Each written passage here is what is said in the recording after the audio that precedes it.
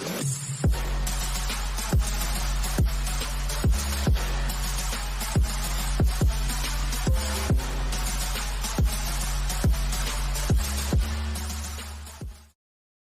بچه، خوش اومدین به این ویدیو. من امیر هستم. امروز اومدم با زندگی نامه شخصیت محبوب گوس.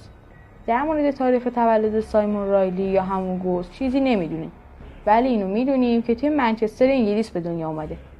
قبل از شروع مدافر 2 اکتیویژن 6 تا کمیک از گوس منتشر کرد که بیشتر با این کاراکتر آشنا بشیم. داستان با یه سرباز که توسط چند تا تروریست اسیر شده و یه ماسک اسکلتی هم داره شروع میشه. اون سرباز داره داستانه که چرا این ماسکو زده رو برای بقیه تعریف میکنه. اون میگه این داستان یکی از دوستای قدیمیشه که مرده، ولی این داستان دوست قدیمیش نیست، بلکه داستان خود سایمون رایلیه.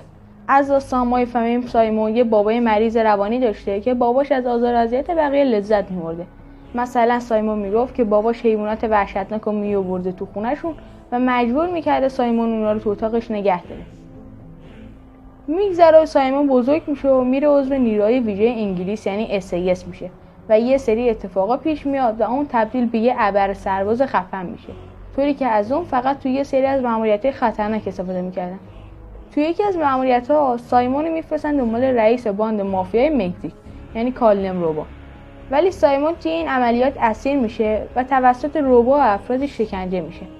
بعدش هم سایمون توی تابوت که برای همرزم قدیمیش بوده که اونم اومده بوده روبا رو دستگیر کنه میندازن. سایمون بالاخره بعد کلی بدبختی میتونه فرار کنه و میره خونه پیش مادرش و اونجا یه خاطره از بچگیاش یادش میاد که برادر شبا رو با یه ماسک روح میترسونده. کالنم روبا میفهمه سایمون فرار کرده و ردشو میزنه و یه نفر میفرسته تا کل اعضای خانواده رو به خود سایمون بکشه. شب یه نفر میاد و همه خانواده رو میکشه، ولی سایمون فرار میکنه و اون قاتل هم طوری صحنه سازی میکنه که انگار سایمون بقیه رو کشته. خلاصه اینجا سایمون مقصر جلوه داده میشه و هم از ارتش اخراج میشه و هم کل نیروهای انگلیس دنبالشن. اون با هر بدبختی که شده بود اون قاتل پیدا میکنه و میفهمه که اون یکی از همرزمهای دورش بوده.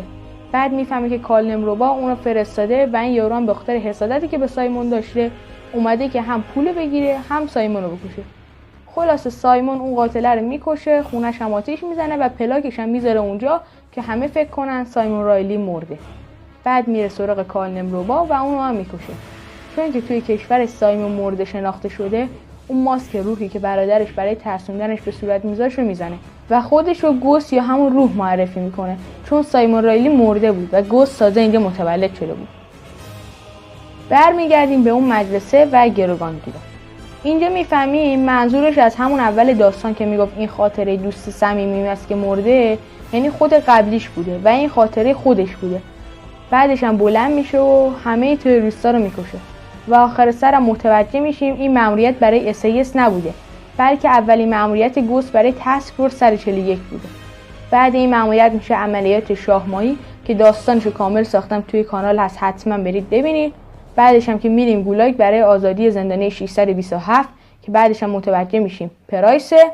و در آخر هم میشه مأموریت پیدا کردن ماکاروف و خیانت ژنرال شپرد که ژنرال شپرد گوست رو میکشه و اینجا میشه پایان داستان سایمون رایلی یا همون گوست.